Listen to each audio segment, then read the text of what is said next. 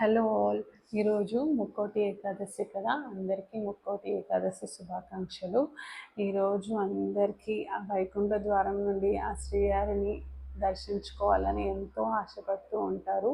కాకపోతే అందరికీ కుదరకపోవచ్చు.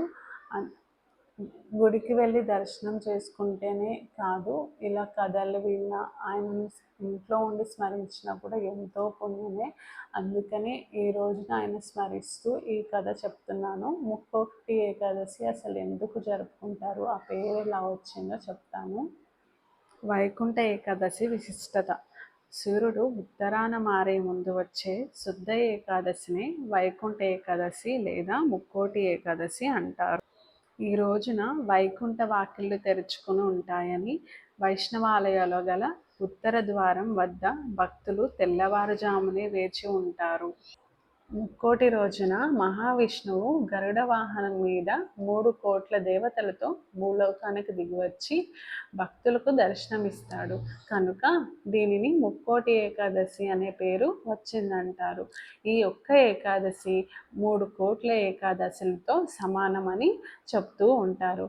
అందువల్ల దీన్ని ముక్కోటి ఏకాదశి అని అంటారు. ముక్కోటి ఏకాదశి నాడు హలాహలం, అమృతం రెండూ పుట్టాయి. ఈ రోజునే శివుడు హలాహలం మింగాడు.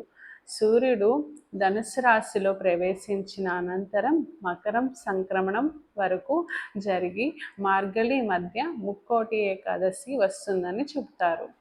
ముక్కోటి రోజున భక్తులు ఉత్తరద్వారం నుండి వెళ్ళి మహావిష్ణువును దర్శనం చేసుకుంటారు. ఏకాదశి నాడు ఉపవాసం ఉండి ద్వాదశి నాడు అన్నదానం చేస్తే చాలా మంచిదని అంటారు. పూజ, జపం, ధ్యానం లేదా ఉపవాసం మొదలైన సాధనల ద్వారా మనసును మాధవుడిపై లగ్నం చేయాలి. ఏకాదశి వ్రతంలో 7 నియమాలున్నాయి. 1. దశమి నాడు రాత్రి నిరాహారులై ఉండాలి. 2. ఏకాదశి రోజున మొత్తం ఉపవాసం ఉండాలి. 3. అబద్ధం ఆడకూడదు. 4. స్త్రీ సాంగత్యం పనికిరాదు. 5. చెడు పనులు, దుష్ట ఆలోచనలు చేయకూడదు. 6. ముక్కోటి రాత్రంతా జాగరణం చేయాలి. 7. అన్నదానం చేయాలి. ముక్కోటి ఏకాదశికి 2 పురాణ కథలు ప్రాచారంలో ఉన్నాయి. పర్వతమూర్తి అనే ఒక రాజు వైకుంఠ ఏకాదశి వ్రతాన్ని ఆచరించడం వల్ల నరక బాధల్ని విముక్తి చెందాడని ప్రచారంలో ఉంది. రెండవది మురాసురుడి కథ. కృతయుగంలో ముర అనే రాక్షసుడు దేవతలను, సప్త ఋషులను బంధించేవాడు.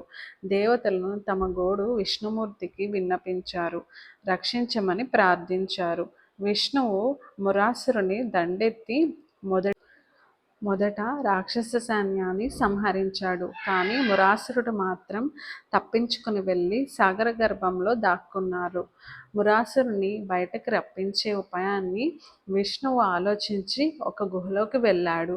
విష్ణువు నిద్రిస్తున్నాడని భావించి మురాసురుడు విష్ణువుని వధించడానికి అదే అనువైన సమయమని కత్తిని ఎత్తాడు.